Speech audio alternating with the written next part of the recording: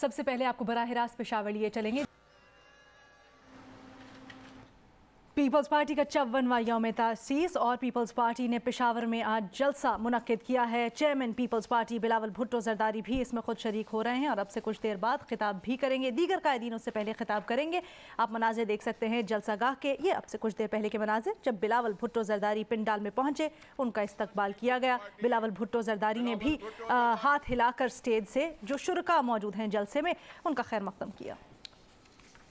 Pakistan peoples party की यौम तासीस की मुनासबत से पेशावर में जलसे का इनेकाद किया गया है। पार्टी परचम लहराए जा रहे हैं। बिलावल भुट्टो की आमद पर भरपूर वालेहाना इस्तकबाल किया गया और इस्तकबाल का जवाब दे रहे हैं बिलावल भुट्टो जरदारी। अपनी नशिस्त पर बैठ चुके हैं। फ़र्दन उन्होंने मुलाकात भी की, हाथ मिलाया जो पीपल्स पार्टी के वहाँ लीडर्स मौजूद थे। कमर जमान कायरा इससे पहले खिताब कर रहे थे। पाकिस्तान पीपल्स पार्टी के रहनुमा, सीनियर रहनुमा और बिलावल भुट्टो जरदारी पहुँच चुके हैं।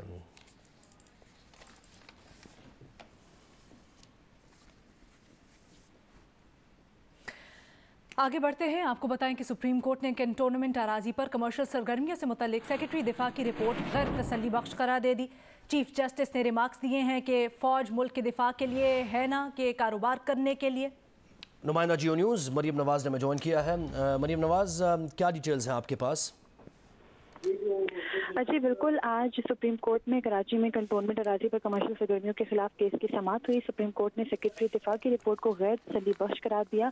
अटॉर्नी जनरल ने इस्तदा की कि अदालत रिपोर्ट वापस लेने की इजाज़त दे, जिस पर सुप्रीम कोर्ट ने कहा कि जो अटॉर्नी जनरल हैं वो सेक्रेटरी दिफा को ये समझाएं कि वो रिपोर्ट जो है वो दोबारा अदालत में किसी तरीके से जमा करवानी है। चीफ जस्टिस पाकिस्तान ने ये रिमार्क्स दिए कि क्या सिनेमा, शादी हॉल और स्कूल घर बनाना दिफाई मकासद हैं? कराची में तमाम गैर कानूनी इमारतें मस्मार करवा रहे हैं। ऐसा नहीं हो सकता कि फौज की गैर कानूनी तामीरात को छोड़ दिया जाए।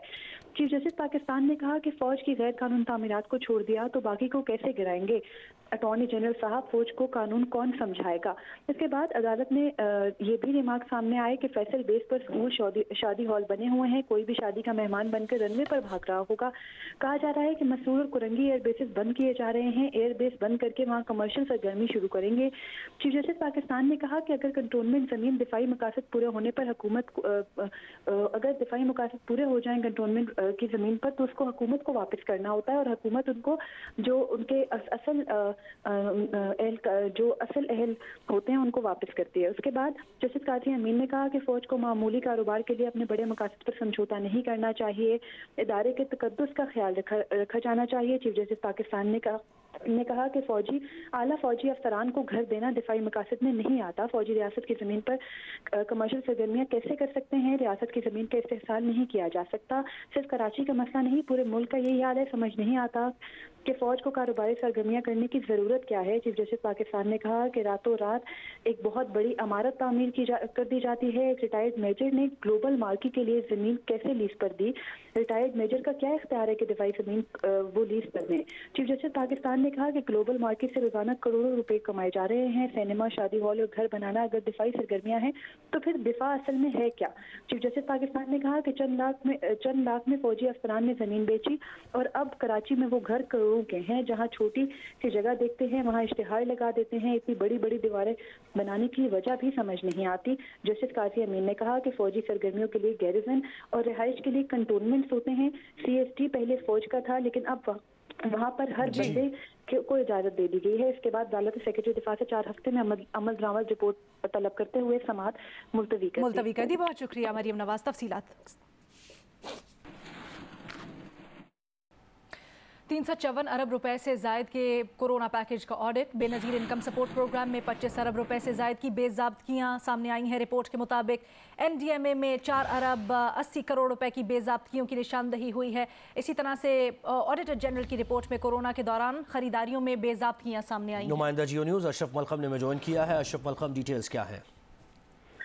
जी, जैसा कि आपने कहा, वज़ीर-ए-आज़म पाकिस्तान ने 1200 रुपए का तारीखी पैकेज का ऐलान किया था जो कोरोना से निपटने के लिए गरीब तबके को दिए जाने थे, जिनमें से 500 अरब रुपए फौरी तौर पर गरीबों को फराहम किए जाने थे। इसके मुताबिक 500 में से सिर्फ 116 रुपए जारी किए जा सके, जबकि 314 अरब रुपए जारी ही न की जा सके। 314 में से किसको कितना रिलीफ मिला, उसकी जो हैरानकुन तफसीलात सामने आई है। तो दिहाड़ीदार मुलाजमी जो डेली बेसिस है उनको 200 अरब रुपए के पैकेज का ऐलान किया था, जिसमें सिर्फ 16 अरब रुपए जारी हो सके। इस तरह जो यूटिलिटी स्टोर्स के थ्रू 50 अरब रुपए से ज्यादा की सब्सिडी दी गई थी, जिसके तहत 5 रोजमर्रा की अशिया थी उनको सस्ते दामों फराहम करना था साफिन को। उसके मुताबिक यूटिलिटी स्टोर्स ने बर वक्त खरीदारी नहीं की या महंगी खरीदारी की, जिसमें 3 आइटम खास तौर पर चीनी की और आटे का था। उसमें तकरीबन 1 अरब 40 करोड़ रुपए की बदअनवानियां सामने आई है। इसके बाद बेनजीर इनकम सपोर्ट प्रोग्राम में 25 अरब रुपए से ज्यादा की बेज़ाब्तियां सामने आई हैं।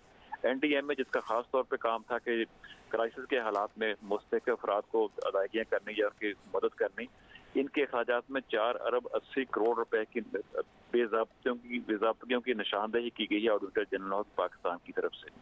इस तरह कोरोना से मरीजों के लिए एक 275 बिस्तरों का आइसोलेशन हॉस्पिटल कायम करना था, जिसको रकम को खर्च ही नहीं किया गया। 1 करोड़ 60 लाख रुपए टैक्स फाइलर को अदा किए गए जिनको अदायगी नहीं बनती थी। इसके अलावा 1 अरब 80 करोड़ रुपए की ऐसी अदायगियां हुई हैं जो ऐसे अफराद को की गई जो इन अदायगियों के मुस्तहिक ही नहीं थे। लेकिन सबसे बड़ी बात जो उसमें बार बार जिसकी निशानदेही की गई है कि 500 अरब रुपए का पैकेज जो फौरी तौर पर मिलना था गरीब तबके को, उसमें 314 अरब रुपए जारी ही नहीं किए जा सके। हुकूमत के खजाने से निकले ही नहीं, सिर्फ 116 अरब रुपए निकले हैं। जी बहुत शुक्रिया अशरफ मलखम, आपने डिटेल्स दी।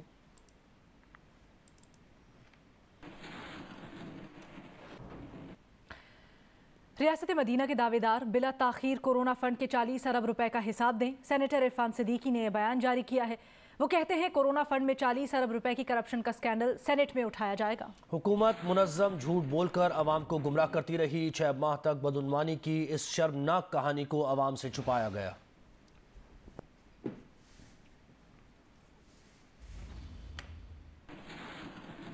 यहाँ पर आपको खबर दें, कराची चिड़ियाघर की हथनियों के दांत खराब होने का इंकशाफ हुआ है। मधुबाला और नूरजहां दोनों के हाथी दांत गायब कर दिए गए हैं।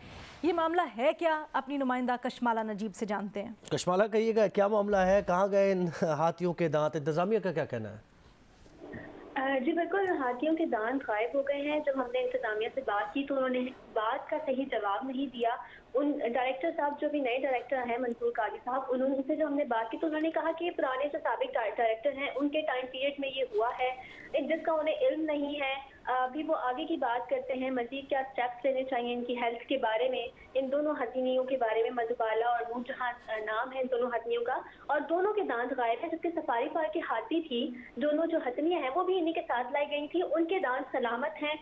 जो वीडियोस हमने बनाई है उसमें साफ नजर आ रहा है कि उन सफारी पार्क की हथनियों के दांत बिल्कुल सलामत हैं, और लेकिन ये चिड़ियाघर की जो दोनों हथनियां उनके दांत ही नहीं है। और मधुबाला के तो जो कैविटी है पल्स, वहाँ पे इन्फेक्शन हो गया, डीप इन्फेक्शन का कहा जा रहा है, जिसकी वजह से वो शदीद तकलीफ में है। और जो वेट टीम आई है जर्मनी से, उन्होंने यही रिकमेंड किया है कि जल्द से जल्द इसका ट्रीटमेंट किया जाए। ठीक है, बहुत शुक्रिया कशमाला तफसीलात के लिए।